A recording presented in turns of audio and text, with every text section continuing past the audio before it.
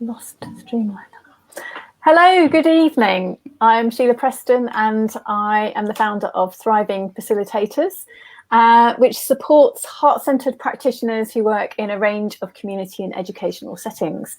So tonight I'm speaking with Tanya, who's a member of Thriving Facilitators. Hello, Tanya. Welcome. Hello, Sheila. Little conversation. Thank you. Shall we begin by, would you just like to introduce yourself and what it is that you do?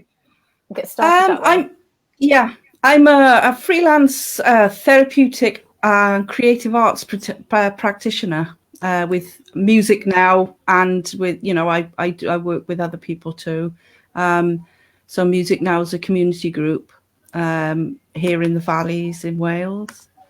And basically I use music and voice in the community to aid relationships and, mental and emotional and physical well-being. So it's all about using music for well-being, basically. And how long have you been doing that kind of work? 5 years. I mean, I'd started before I graduated. I started with a little group, 0 to 5s children's group in my local library while I was studying. And that was really good and really fun as well. So there's lots of different I work with lots of different kinds of people with different human conditions, different needs. And yeah, it's really fascinating. And so what are the challenges with this kind of work, do you think? I think that especially in certain communities, I think the engagement is really difficult, getting people to engage, especially with music and singing, because there's this preconceived idea that you have to be good or experienced. I speak to, because I do the same as Liv as well. I'm a Singing for Lung Health leader. So we use singing for people with COPD and chronic lung conditions. And I've had sort of a 20-minute conversation with people, about how this will help your breathing. And they say, oh, well, but I can't sing. And I say, well, no, you don't have to sing. And it's not about being a good singer. And then at the end of the conversation, they say, yeah, but I can't sing really, can I? Because it's a very, very personal thing, especially voice, but certainly music making, because it's expressive. It's an expressive art, much like dancing or theatre or whatever. It's an expression of who you are. And I think maybe if people, especially with children, if people sort of tell you that you're not that good at it, it can really put you off for life. So I get a lot of that as well. I get a lot of people saying, oh, my uncle told me I was rubbish. And so this breaking down those, it's about breaking down those barriers, and that's a challenge. Also advocating for the work we do as well, getting people to understand it, and it's about showing them rather than telling them. Once they've been immersed in a musical activity and it's made them feel better or allowed them to have an insight about something, then they get it. But you can't really put that across until people come into a session and they're actually engaging in it. So yeah. And this whole lockdown COVID situation must have put quite a lot of challenge on working with that particular group that you're talking about, people with lung conditions. Yeah. It was the most sort of devastating kind of thing to happen, because singing is the most joyful, the most natural thing in the world, using your voice to just express yourself and be with people. And of course, being from the Welsh Valleys, it kind of is in our DNA to want to do that as a form of expression. So to not be able to do that with, obviously I'm working with vulnerable people who have lung conditions, and that is the worst thing if you've got a pandemic that attacks the lungs. So that sort of just immediately came crashing down. We had a couple of other things that were going on. We were working on an intergenerational choir.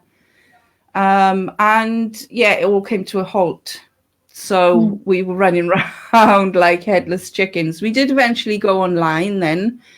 And that was a real challenge for me too, because being with someone in a room and being able to observe their breathing and their posture and the way they hold themselves and the way they sing, and in some cases just being able to, before or after the session, have a cup of tea and a chat is so invaluable for communities and for people who feel isolated by their own condition. So it was really, really difficult to kind of work your way around that. I mean, it's possible. I don't think it's a substitute, but certainly we are finding new ways of doing that. And of course, knowing Liv as well, and because she's doing her PhD, I was able to do some of her sessions with her group in Wiltshire, which I wouldn't have normally been able to do. So that was fabulous. And, you know, a couple of people that I knew who had lung conditions wanted to give it a try. So I'm facilitating people from Oxfordshire and Wiltshire and Wales. And yeah, so all over the place at the moment, which is fantastic. That's the upside. Yeah, that you get to be able to work in a far more, you widen your net in that way. Yeah. And of course I was doing sound healing as well. So I work with my voice for using sound. And I'm doing that online as well. So I can do that with anyone, anywhere in the world, which is fabulous. Yeah. As long as they've got the technology, as long as they've got, you know, some earphones. Yeah. So you joined Thriving Facilitators during the lockdown process, didn't you? Was it May? Was it May that you joined? Yeah. I can't remember. Yeah, but so a few months ago. Yeah. And what made you what made you take the plunge to join the membership? I think that because in my training, reflective practice was part of my training, and it forms a kind of one of the cornerstones of my practice. It's really important. It's important for my own self-care, I suppose, and it's important for the job that I do. Not to just be reflective after the fact, but also to learn to be reflexive, to be congruent. I mean, a lot of my work involves therapeutic principles, humanistic therapeutic principles, like I don't know if you've heard of Carl Rogers.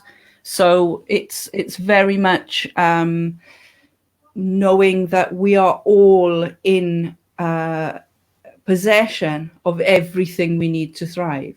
And you know, that kind of drew me to Thriving Facilitators, because it had that ethos to it, that actually we don't necessarily need anything from outside ourselves. We just need, and this is exactly what I do in my practice, is I create a space and a therapeutic relationship in which people can thrive.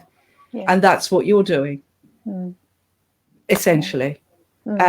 So that's kind of what drew me to that, having nothing out there. Like Liv said, Liv McClellan, you know, she was talking about psychotherapy and music and art therapy, in which people, and even play therapy, in which practitioners have to be supervised. They have to sign up to a code of conduct and it has to be ethical. I feel that reflective process is part of my ethics as a practitioner. It's really important. But more than that, I think that if the pandemic has taught me anything, it's that my own self-care is of utmost importance, not just because it makes me a better practitioner, but because it makes me a whole human being. And I think that, believing in, passionately about people being empowered and individual empowerment, I need to practice what I preach, really, what I'm advocating for. I mean, I've always been a reflective person anyway, just as a matter of course. But I think that maybe there needs to be a balance, and that's a good thing about the Thriving Practitioners program as well, is that there needs to be a balance of reflection. You can't navel gaze all the time.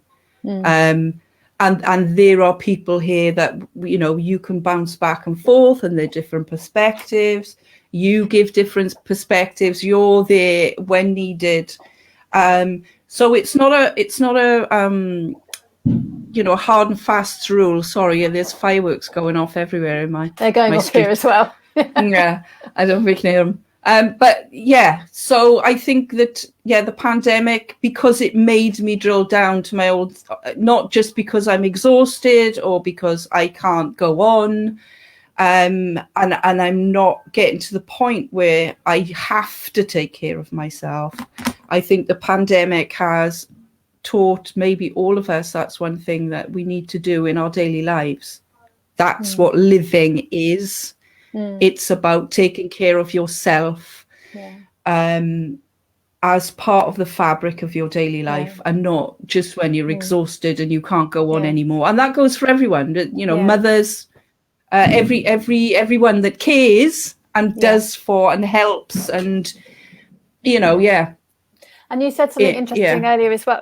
And in fact, I've noticed it with quite a few of the interviews. People have been talking about needing to practice what they preach. And so there's the self-care piece, but also about really supporting practitioners to lean into their integrity so that they're practicing and really supporting that as well, whatever your practice is, but supporting you to work in integrity, to keep that integrity. And of course, some of that is about making sure that we are walking our walk and that we are advocating for ourselves what we're doing for other people. Yeah, because and I think that's an ongoing practice as well, isn't it? Like life and wisdom and self-care is a journey. It's not a destination. I think that to have humility, to have authenticity, to have congruence in the work that you do, to be present in the work that you do is, that's what integrity is, isn't it? To be honest about it. Absolutely. Great. So the membership is open at the moment for new members until Monday. What would you say to someone who felt, I don't know if you had any hesitations about joining, but maybe someone who is kind of unsure about just taking the plunge? I think, being honest, talk about honesty. I hesitated because I didn't think or wasn't sure if I could afford it because my work had just disappeared. So I made that decision because of all the things that we just talked about, and that £7 a week I could spend on a couple of cups of coffee, or I could give it to charity, but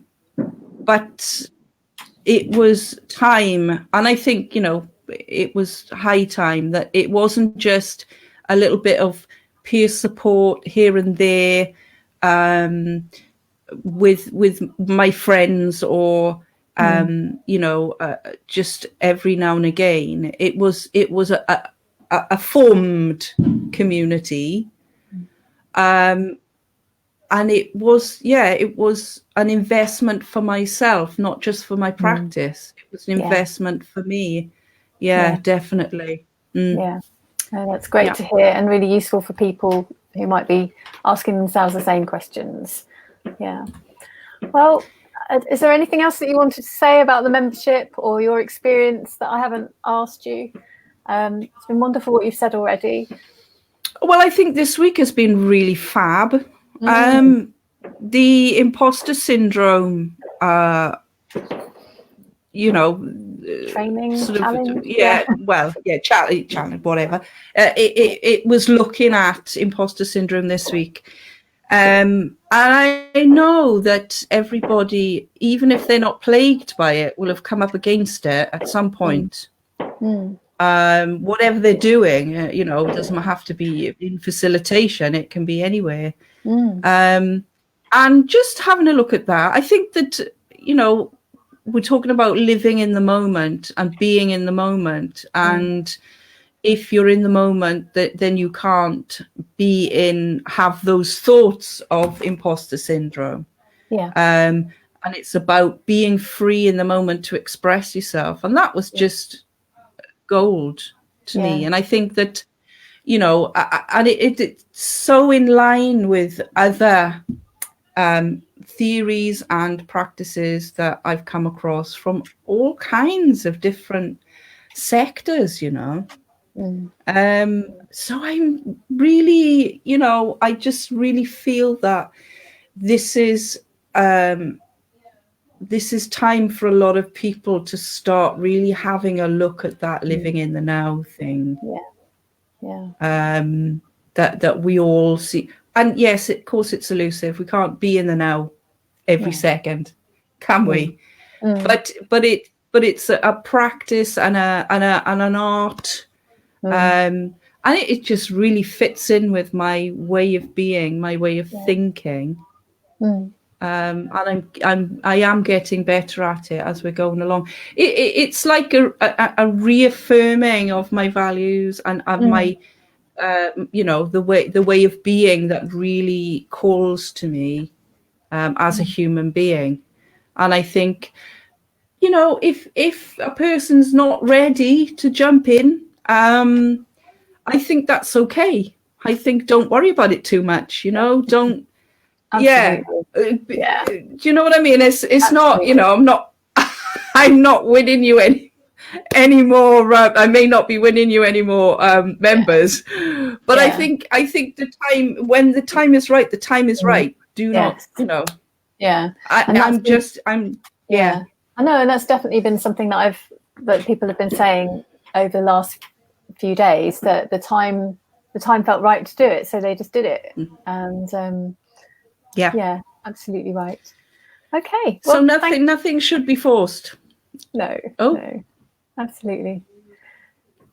Okay, well, that was really great to speak with you, Tanya, and I will look forward to seeing. Well, we have the last day of our imposter syndrome challenge tomorrow, and so I might see you there, or next week sometime in our membership. Hopefully, I will be there in the morning, bright and early. Okay, that'd be lovely. That'd be great. Okay, take care, Tanya, and thank you so much. Okay, then. Thanks. Bye. Take care. Bye.